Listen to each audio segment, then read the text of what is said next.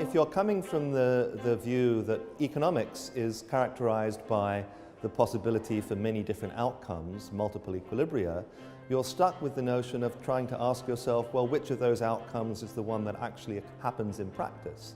On the other hand, if you're coming from the role that psychology is important in influencing economics, you're stuck with the idea that most economists think that there's only one thing can happen, and that's determined by what they call economic fundamentals.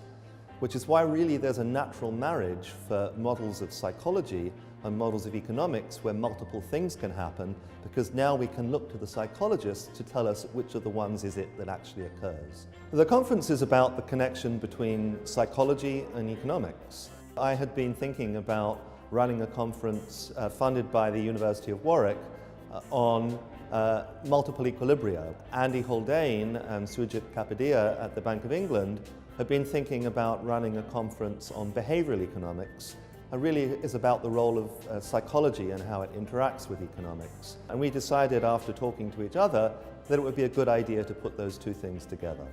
One of the issues that might arise at this conference is the idea of secular stagnation, which is the notion that the economy could get stuck in a low growth situation or a situation of high unemployment that persists for a very long period of time.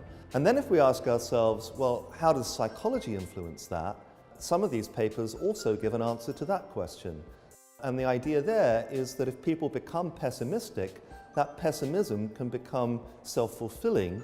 The hope is that by bringing together a range of academics who are working on psychology with those who are working on the ideas of multiple equilibria, that we can understand further how crashes in the financial markets can potentially be prevented from happening in the future, and if they do happen, how we can potentially get out of those situations or crises much more quickly and avoid 10 years of stagnation of the kind that we've seen in the last decade.